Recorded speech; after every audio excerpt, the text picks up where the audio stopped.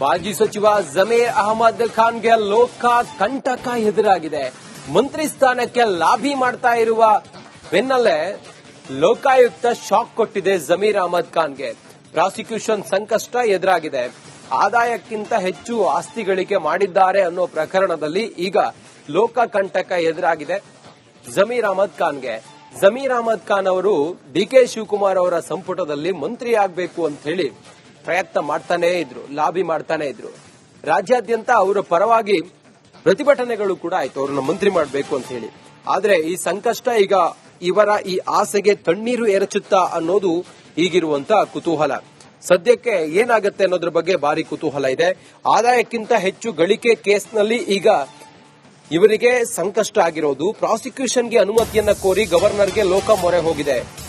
ಗವರ್ನರ್ಗೆ ಲೋಕಾಯುಕ್ತದಿಂದ ಸಾವಿರಾರು ಪುಟಗಳ ದಾಖಲೆ ಸಲ್ಲಿಕೆಯಾಗಿದೆ. 2018ರಲ್ಲಿ ಐಎಂಎ ವಂಚನೆ ಪ್ರಕರಣದಲ್ಲಿ ಜಮೀರ್ ಅಹಮದ್ ಖಾನ್ ಅವರ ಮೇಲೆ ಇಡಿ ದಾಳಿ ಮಾಡಿತ್ತು. ಅಕ್ರಮ ಆಸ್ತಿ ಶಂಕೆ ಹಿನ್ನೆಲೆಯಲ್ಲಿ ತನಿಖೆಗೆ ಅಂದಿನ ಎಸಿಬಿಗೆ ಸೂಚಿಸಿತ್ತು ಇಡಿ. ತನಿಖೆ ಪ್ರಾರಂಭದ ವೇಳೆಯೇ ಎಸಿಬಿ ರದ್ದಾದ ಬಳಿಕ ಲೋಕ ತನಿಖೆ ನಡೀತಾ ಇತ್ತು. ಜಮೀರ್ 25 ಕೋಟಿ ಅಕ್ರಮ ಆಸ್ತಿ ಗಳಿಸಿರೋದು ತನಿಖೆಯಲ್ಲಿ ಪುರಾವೆ ಇದೆ.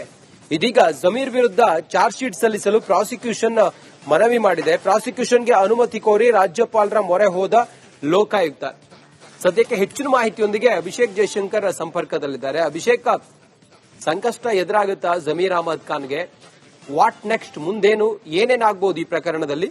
ಅಭಿಷೇಕ್, 2018ರಲ್ಲಿ ಐಎಂಎ ಕಂಪನಿ ವಂಚನೆ ಪ್ರಕರಣಕ್ಕೆ ಸಂಬಂಧಿಸಿದಂತೆ ಇಡಿ ಕೂಡ ದಾಳಿಯಾಗಿತ್ತು ಮತ್ತು ಅದರ ಮುಂದುವರಿದ ಭಾಗ ಅಂತ ಹೇಳಿ ಲೋಕಾಯುಕ್ತ ಅಧಿಕಾರಿಗಳು ಕೂಡ ತನಿಖೆಯನ್ನು ನಡೆಸಿದ್ರು. ಈ ಸಂಬಂಧವಾಗಿ ಈಗ ಪ್ರಾಸಿಕ್ಯೂಷನ್ಗೆ ಒಂದು ಅನುಮತಿಯನ್ನ ಕೋರಿ ಗವರ್ನರ್ಗೆ ಲೋಕಾಯುಕ್ತ ಅಧಿಕಾರಿಗಳು ಒಂದು ಮೊರೆ ಹೋಗಿರುವಂತದ್ದು. ಅಂದ್ರೆ ಅವರ ಪರ್ಮಿಷನ್ ತೆಗೆದುಕೊಂಡ ಬಳಿಕ ನಂತರ ನ್ಯಾಯಾಲಯದಲ್ಲಿ ದೋಷಾರೋಪಣಾ ಪಟ್ಟಿಯ ಆಧಾರದ ಮೇರೆಗೆ ಅವರನ್ನ ಮತ್ತಷ್ಟು ಎನ್ಕ್ವೈರಿ ಮಾಡುವಂತಹ ನಿಟ್ಟಿನಲ್ಲಿ ಈಗಾಗಲೇ ಒಂದು ಮನವಿ ಪತ್ರ ರೀತಿಯಲ್ಲಿ, ಅಂದ್ರೆ ಒಂದು ಪರ್ಮಿಷನ್ ಕೊಡಿ ಅನ್ನುವಂತಹ ರೀತಿಯಲ್ಲಿ ಪತ್ರವನ್ನು ಬರ್ದಾಗಿರುವಂತದ್ದು. ಹೀಗಾಗಿ ಸದ್ಯ ಮುಂದಿನ ಹಂತದಲ್ಲಿ ಅಕಸ್ಮಾತ್ ಗವರ್ನರ್ ಯಾವ ರೀತಿ ಒಂದು ರಿಯಾಕ್ಟ್ ಮಾಡ್ತಾನೆ ಅನ್ನೋದ್ರ ಮೇಲೆ ಮುಂದಿನ ತನಿಖೆ ಯಾವ ರೀತಿ ನಡೆಯುತ್ತೆ ಅನ್ನೋದು ಡಿಪೆಂಡ್ ಆಗಿರುತ್ತೆ. ಈಗ ಸದ್ಯದ ಮಟ್ಟಿಗೆ ಒಂದು ರೀತಿಯಲ್ಲಿ ಅಕ್ರಮ ಆಸ್ತಿ ಅನ್ವಯವಾಗಿ ಈಗಾಗಲೇ ತನಿಖೆಯನ್ನು ಎಸಿಪಿಗೆ ಈ ಹಿಂದೆ ನೀಡಲಾಗಿತ್ತು. ಆದರೆ ಲೋಕಾಯುಕ್ತ ಅಧಿಕಾರಿಗಳು ಟೇಕ್ ಓವರ್ ಮಾಡಿದ್ಮೇಲೆ ಅದರ ನಿರಂತರವಾಗಿ ಒಂದು ಫಾಲೋಅಪ್ ಮಾಡುವಂತಹ ಮುಖಾಂತರ